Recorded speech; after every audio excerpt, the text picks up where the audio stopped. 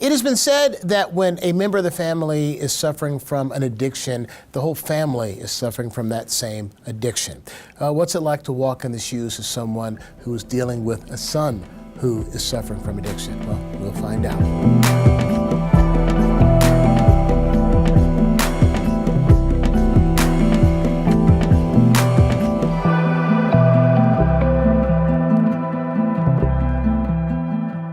Deanne, thanks for being with us today. You're welcome. Glad to be here.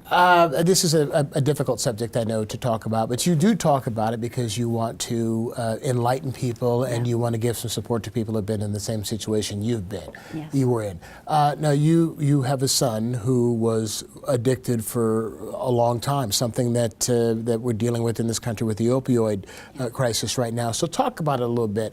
How old was your son when he became addicted, and addicted to what? My son became addicted at age 19, so these were some tough years. He went off to college, so I really didn't see all of the crazy destructive behavior that was going on.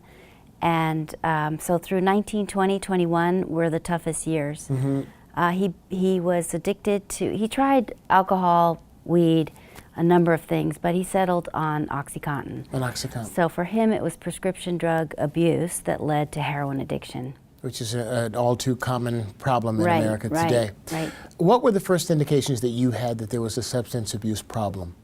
His best friend came to me and told me he was worried about his risky behavior, and I didn't know anything about addiction, so when I saw he was losing weight, he had a terrible cough, he was having trouble with his finances, he failed a couple of courses, I just didn't put it all together. It was later when we wouldn't pay for college, so we brought him home. He had to get a job, and putting all that together, moving out, paying rent, he just spiraled down. Now, prior to this, what kind of a young man was he? Like in high school and growing up? He took AP classes, he was on the school sport teams, he had good college offers. He was, a smart, handsome, athletic kid. And you're a middle class suburban family? Yep, we lived on a nice quiet street down, in Silicon Valley. Never expected that drug addiction would happen to my son. Not in a million years. Tell me what went through your mind as a mother when you had the realization that, oh my God, my son's an addict.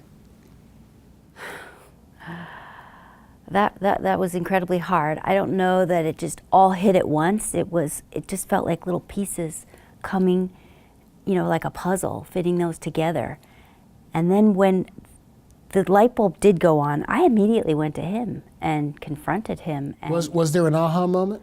Yes, there was, because I had seen soot on his forehead, and I had no idea. Soot? Soot. And I watched a television program that showed a kid smoking OxyContin with foil and using a hollowed out big pen. And that the light bulb went on for me. That must be what that soot is. So that was my moment. And my husband was away on a business trip. My daughter was a senior in high school, so she was off busy. And I just called up my son and said, I need to meet with you. And so, it was an awful moment. And when I looked at him, I could see, I'm coming now with this realization, and I looked at him and he was thin as a rail. His skin seemed almost translucent. He had a cough that was horrendous. And he admitted, I'm not doing so well. So I said, you need to go to rehab. I didn't know what that meant at the time. That just sounded like that's what you do. I didn't know it. Again, I didn't know anything about addiction. I thought you sent them off to rehab, 30, 60, 90 days might fix them. Well, that's not what happened. What happened? That amount of time is way too short. It takes a long time to learn to live in sobriety. And at that first rehab, my family, his sister, my husband, and I, we all went to the family program for a week. We listened to those experts tell us what addiction was doing to his brain. And we had process groups. We were learning about this. It just blew our minds. We were devastated because we came to realize that addiction is a lifelong disease. Mm-hmm. And that was just hard to accept. Was there ever any substance abuse on either your side of the family or your husband's, like alcoholism or anything that would have made him predisposed in any particular way? Well, he does have genetic vulnerability, and there is some alcoholism and some depression, and that gets wrapped up in secrets, and so it's only been after the fact that I've discovered more of that on both sides of the family. So yes. All right, let's talk about you and about the rest of the family. So you have the aha moment. You realize that he's addicted. You confront him, and he admits it. Your husband is gone. What happens when your husband comes back? What is that conversation like? Well, I actually had some conversations on the phone before he came back to let him know, I'm scrambling here trying to find rehabs. I don't know what I'm looking for. I don't know what questions to ask. Did he believe it right away no, when you told him? No, he said, there's a lot of denial that's wrapped up in this, and he thought, well, maybe it's just heavy experimentation. Maybe it's not so bad, but he wasn't there seeing it. And so he came to that fairly quickly. When he came home, saw him. So my daughter, it was incredible. I mean, you're talking about the family impact. As my husband likes to say, it sucked the oxygen out of our family, my son's addiction. That's all we were talking about. And so our marriage got rocky with all of the stress and decisions and, should we let him stay at home? Should we kick him out? Should we, all of this stuff, you're just learning as fast as you can. My daughter, as I said, was a senior in high school. She felt depressed that her brother had abandoned her, and she was rebelling against me because the reaction was I was clamping down, trying to keep her safe, thinking that I'd gone wrong with her older brother. Is there an amount of guilt that comes along with? Sure. Is there something I should have done, something Sure. I shouldn't have done? I was churning with all of that. Blame and self-doubt as a mother, thinking, putting everything that I had done in question. And that was an awful time. It was awful. What was your worst moment? And I know there were a lot of terrible moments. If you had to say there was a worst moment, what was it? There were so many of them that it is hard to pick one. And it went over a long period of time. How long? 2-3 years. How many rehab stints? 5. 5 rehab stints. So it must have been tough on the family finances, I'm assuming. Yes. But the worst, if I had to pick one, the worst moment was when my son was at a residential treatment facility, and he'd broken the rules. So they'd asked him to leave. And he was facing 3 nights on his own before there was a sober house nearby that would give him a bed. But he had 3 nights to bridge that gap. And this happened in a little town in the Rocky Mountains. It was freezing. It was the middle of winter. And he had little money, obviously. And so he called me to ask if I would put him up in a hotel for those 3 nights. And it broke my heart to tell him no. Because if I jump in and save him from pain, why would he change? And I'd learned enough by then to know that, it helps if you can step back and let go. As difficult as that is for a mother or a dad, or anybody who loves a person struggling. But I tried everything. I tried fixing his problems. I tried giving him money. I tried having at home, keep him safe. Tried having him not at home so that I wouldn't be enabling. Everything that I did didn't seem to help. And so I was at a point when that happened that I truly believed this must be the only thing I can do. I've got to just literally sit on my hands and do nothing.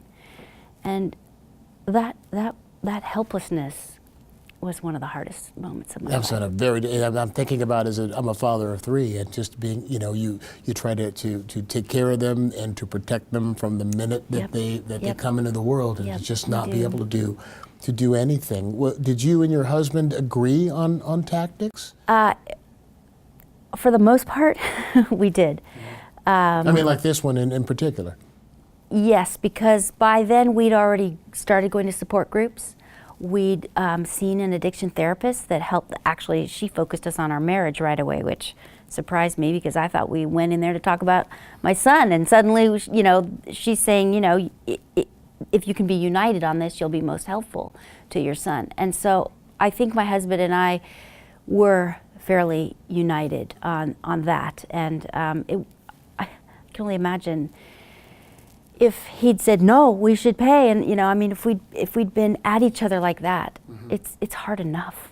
It's hard enough, and I know that many marriages fall apart over this.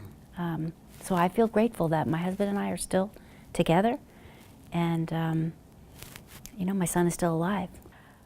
We talked about your worst moment. Let's talk about your best. Let's talk about your best. What was your best moment of this whole ordeal? That one's easy. That's very easy. After my son had been in the 5th rehab he was in there for 11 months residential, and then immediately into a sober house for a full year, so pretty much 2 years total. They had a graduation ceremony, and so it chokes me up to that day was just brilliant. My son was so beautiful, standing tall, dressed nicely, very excited about this with his fellow graduates.